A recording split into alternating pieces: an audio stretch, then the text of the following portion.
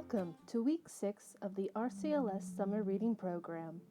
It's Blue Week, so we'll be focusing on the blue whale as our animal of the week.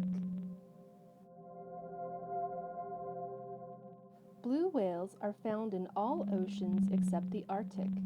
They generally migrate seasonally between summer feeding grounds and winter breeding grounds, but evidence suggests that individuals remain in certain areas year-round. 4 of the 5 subspecies of blue whales are found in different regions. Musculus are found in the North Pacific and North Atlantic. Intermedia can be found south of the Antarctic Convergence Zone. Brevicauda prefer Indonesia, Australia, Madagascar, and New Zealand. And indicapods are usually spotted from Somalia to southern Arabia to the southwest coast of India and off the coast of Sri Lanka and the Maldives. The blue whale diet consists almost exclusively of krill. However, blue whales have been observed to eat red crabs off the coast of Baja California. Blue whales capture krill through lunge feeding that involves accelerating towards a prey patch at high speeds and opening their mouth, creating a large sac before closing. The water is then squeezed out through the baleen plates and the remaining krill are swallowed. Blue whales look blue underwater, but on the surface their coloring is more a murky blue-gray with yellowish underbellies. Blue whales are massive. They have tongues that weigh as much as an elephant, hearts the size of a car, and some blood vessels so wide you can swim through them. To communicate with each other, blue whales make a series of super loud vocal sounds. Their calls are the loudest of any creature on the planet. In fact, they can be heard underwater for hundreds of kilometers. Fun fact, blue whales can live to be 80 to 90 years old in the wild. Here are some numbers for the current population. There are roughly around 10,000 to 90,000 blue whales in the wild, depending on the season. Their threat level is considered endangered. Warming oceans and loss of sea ice can affect the habitats and food of blue whales. Large patches of tiny plants and animals that they feed on will likely move as climate change alters seawater temperature. These changes mean blue whales may have to migrate much further to reach new feeding grounds, leaving them with less time to forage for food. However, the biggest threat blue whales face is commercial whaling.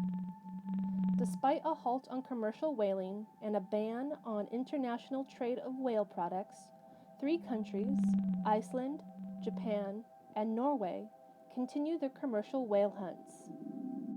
Over 1,000 whales a year are killed for commercial purposes. The blue whale, the largest animal ever known to have existed, was almost exterminated in the 20th century due to commercial whaling.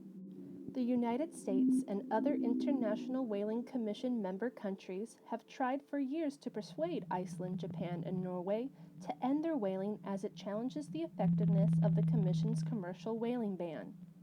However, in 2019, Japan chose to walk away from the IWC and now conducts commercial whaling in its own territorial waters, outside any international controls.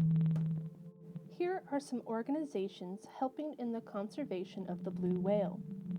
World Wildlife at worldwildlife.org, American Cetacean Society at acsonline.org, Ocean Alliance at whale.org. Finally, the Center for Cetacean Research, Costa Rica at cetationsofdulce.blogspot.com. Now that we've learned about the blue whale, let's work on our craft of the week, the paper quilled blue whale pin. Here are the supplies you should have received in your kit. Your kit will include the following: thin strips of blue paper in various shades, a 3D printed quilling tool, a washable glue stick, a wiggle eye and pin backing, a piece of paper with a teardrop shape, and not included are white liquid glue or scissors.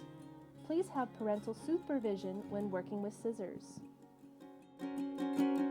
Our first step is to cut the teardrop out to work as the backing for the pin. Next, pick a shade of paper for your whale body and carefully wind it into a circle using the quilling tool. Near the end of the paper, add a bit of glue and attach another strip of paper. Continue to wind and then add a third piece of paper.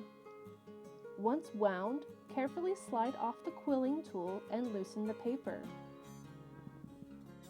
Glue the end to close the shape and then carefully pinch one side to make the shape of a teardrop that matches your teardrop you cut out. Then, add glue to your back and place your quilled paper on top of it. Cut off excess backing. Next, take 3 strips of a different shade of blue paper and wind each strip on their own, sealing the ends.